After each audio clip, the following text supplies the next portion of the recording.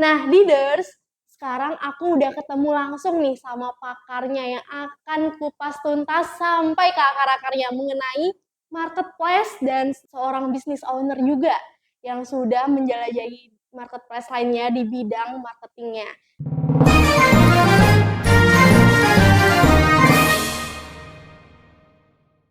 Nah, kita mau langsung chit-chat dan sharing langsung nih sama pakarnya.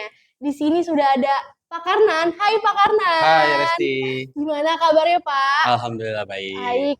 Nah, jadi untuk sekarang nih kita mau chit-chat langsung aja. Pak Karnan sudah ada di sini. Aku mau tanya dulu nih Pak Karnan, kabarnya baik ya? Ya, Nah, kalau misalnya untuk sekarang yang kita tahu nih, Pak Karnan sudah menjelajahi dunia bidang marketplace, yang yes, dimana benar. sudah punya bisnis, sudah punya ownernya juga, bisnis owner, Hmm, sebagai bisnis owner gitu ya. betul. Boleh diceritakan dulu Pak, gimana awal mulanya? Oke, nah mungkin awal mulanya ini agak panjang nih Resti, aku cerita sedikit ya. Jadi sebelum saya mempunyai usaha, ini saya karyawan. Jadi saya salah satu karyawan di salah satu perusahaan agensi, tepatnya di daerah Jakarta Selatan saat ini. Nah, saya tuh udah bekerja kurang lebih 4 tahun. Hmm, Nah, tapi selama kurang lebih 2 tahun lebih, 2 tahun setengah lah kayak gitu ya.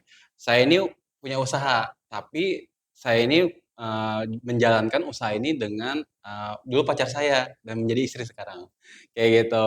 Jadi eh, pacar saya ini dulu punya usaha online shop.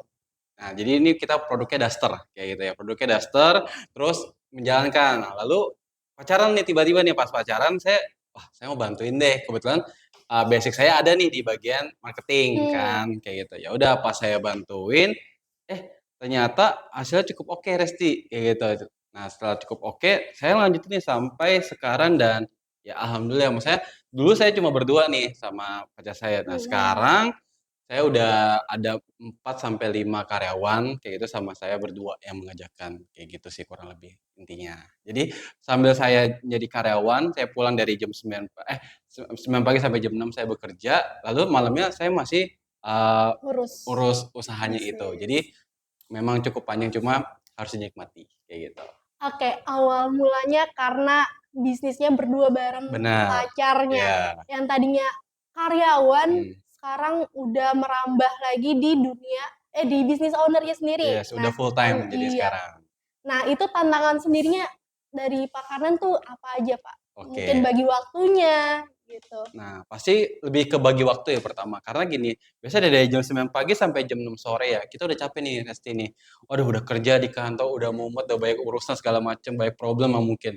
Lalu ditambah malam masih mau packing, ngambil barang, dan Ya, kebetulan capek produk sih. saya ini perlu di quality control, maksudnya perlu dicek satu-satu kayak gitu. Karena kadang ada reject atau mungkin benangnya dianya nggak rapi segala macam. Nah, itu saya perlu tuh ngecek kayak gitu. Mmm, Saya sampai pernah kadang itu pulang ke rumah. Jadi dulu tuh kantor saya di Jakarta Selatan, saya rumah Tangerang. Jadi kurang lebih perjalanan tuh 1,5 jam. Jadi wah lumayan lumayan. kayak gitu. Terus saya perlu ke rumah pacar saya di daerah Jakarta Barat baru ke Tangerang. Nah, jadi lumayan nih jaraknya nih, kurang lebih kalau memakan waktu itu 2 jam sampai 2,5 jam nih kalau selama perjalanan total. Tapi pas saya coba jalani ini dan saya ngerasa pasti pertama waktu, karena kita udah capek. Cuma aku merasa bahwa sebenarnya ini usaha jalan dan mungkin aja kalau misalkan nanti sometimes aku full time akan lebih oke lagi kayak gitu.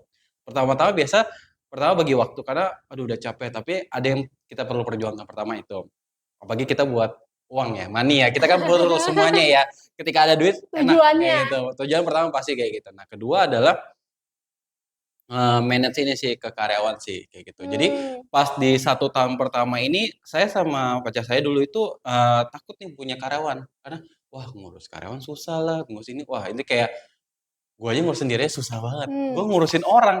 Wah, itu tanda tanya besar. Cuma pas lah itu saya coba sharing kepada teman-teman saya ngobrol kayak gitu, saya juga belajar. Mikir, wah ini kalau misalkan saya mau besar, saya nggak mungkin berdua aja nih.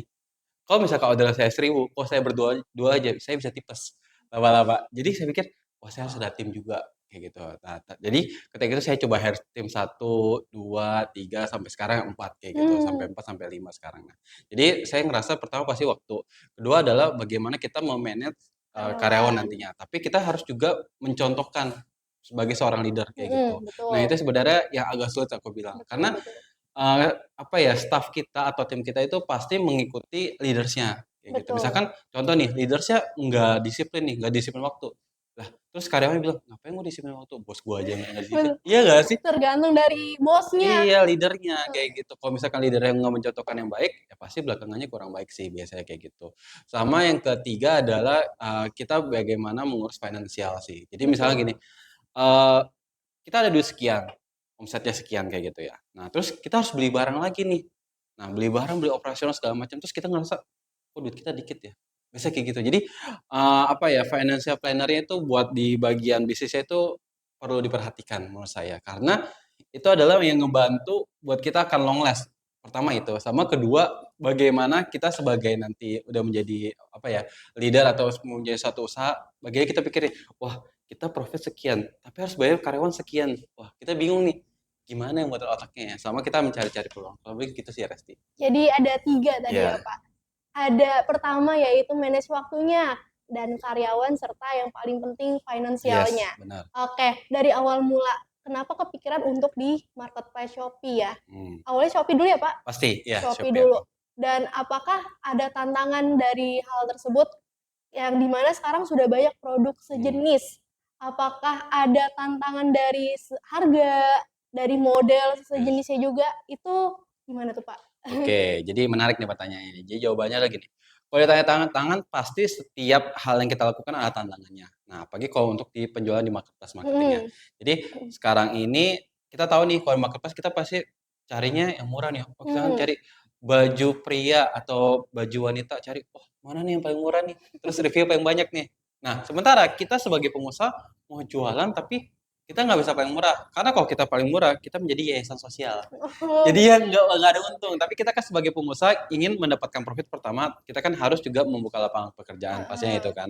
Nah, setelah itu kita berpikir bagaimana kita bahasanya berbeda dengan yang lain. Contoh mungkin dari fotonya, Mhm. terus dari kalau harga ya bisa dibilang harus kompetitif pertama-tama. Kenapa? Menurutku gini, di dunia online yang menurut aku Mhm. ada 2 hal yang sangat penting adalah bagaimana kita mendapatkan traffic, kedua adalah bagaimana traffic tersebut bisa menjadi konversi.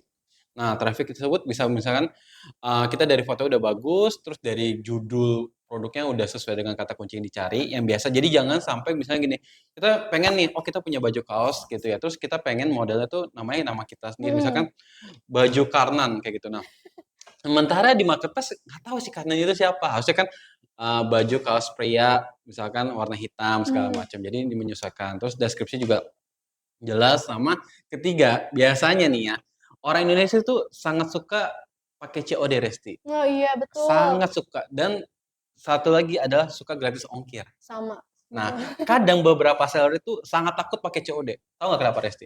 Takut nggak dibayar. Oke, nah itu benar. Jadi gini, misalkan oke lah Resti pesen COD nih Mhm. dari toko aku. Terus kan nanti kamu nggak bayar misalkan gini, nggak bayar terus balik lagi kan, barangnya ke aku kan. Nah berarti kan pertama aku nggak dapat sales, tapi kedua adalah barang ini sebenarnya bisa kejual sama yang lain, tapi Mmm.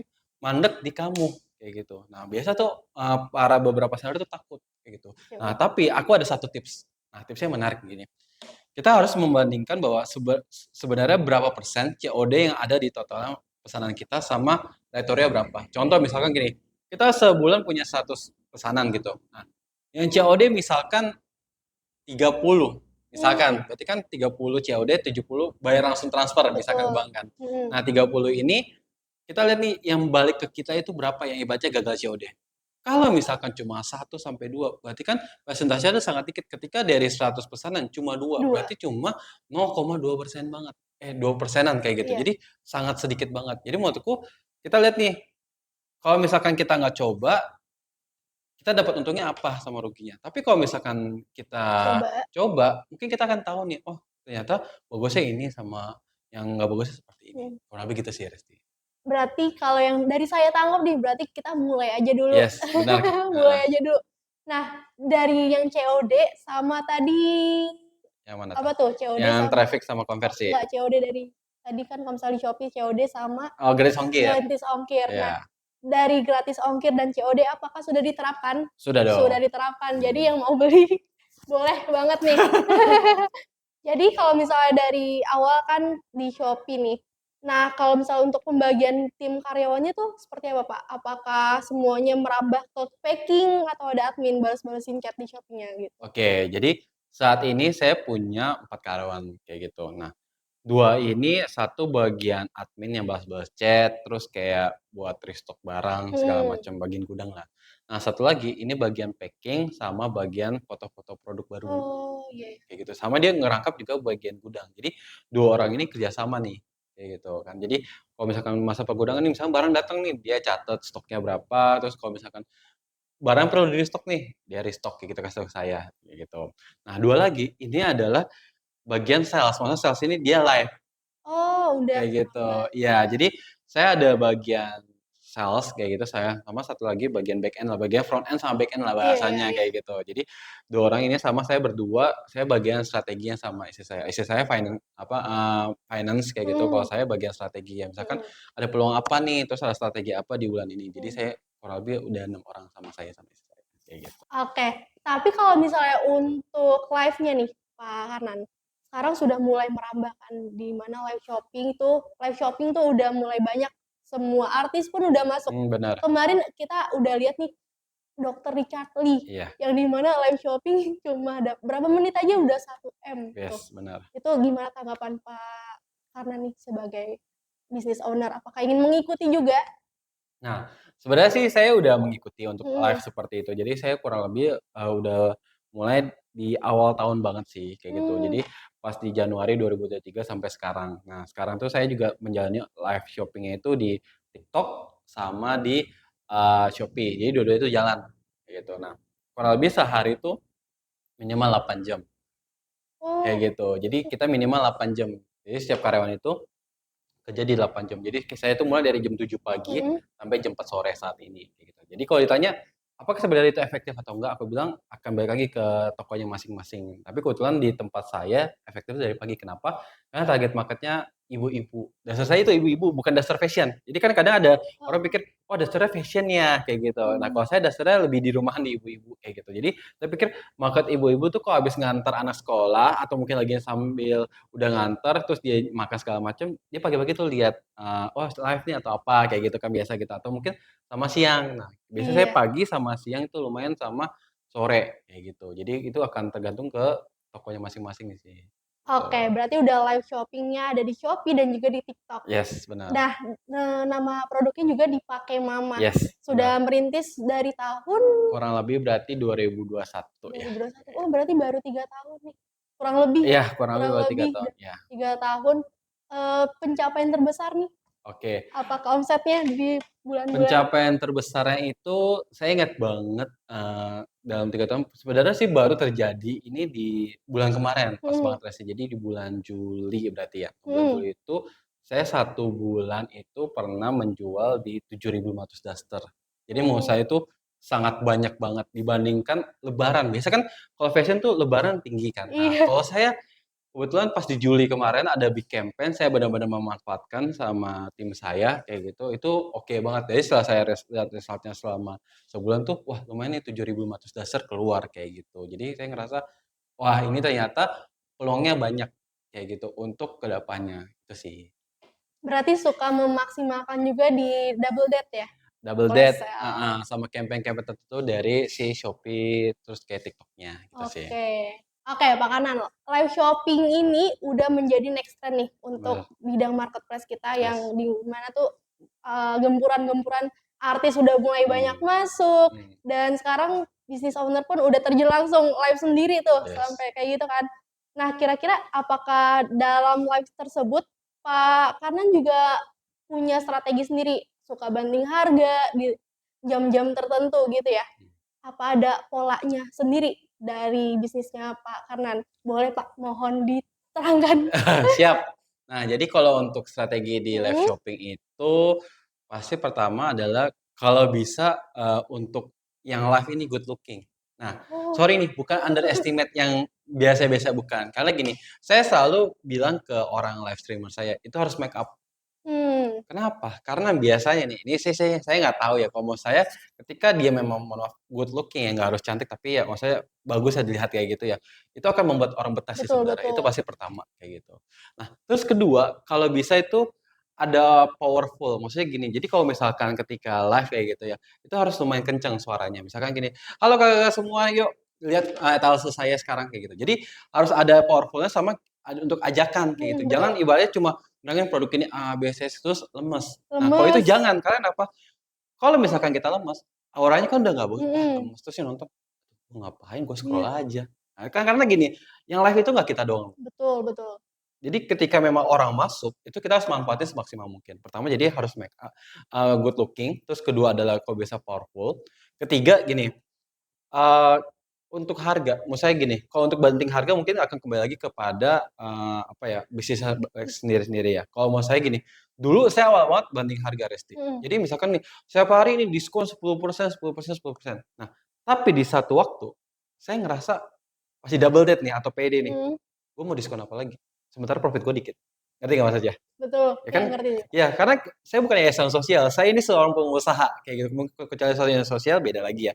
Tapi mau saya strategi untuk harga mungkin harus disesuaikan sama bisnisnya juga. Kalau misalkan bisnisnya profitnya gede kayak gitu Mhm. ya, itu boleh nanti kalau misalkan mau banding harga di awal buat menarik traffic kayak gitu, sama buat langsung ke konversi kayak gitu. Itu yang pertama. Nah, tapi kalau misalkan bisnisnya, "Waduh Pak, saya ini secara dari apa namanya, dari bisnisnya profitnya kecil nih." Nah, kalau profitnya kecil kalau bisa ngambilnya kita pakai strategi ambil banyak lebih murah. Misalkan gini, di TikTok ya khususnya ya, itu sangat suka dan sangat sering orang tuh tanya, "Ada paket usaha nggak?" Oh, Misalkan tanya gini, "Kak, ada paket usaha nggak?" Kayak gitu. Jadi kan kalau paket usaha adalah orang sebenarnya dia menjual tapi dia mau beli produk kita banyakan.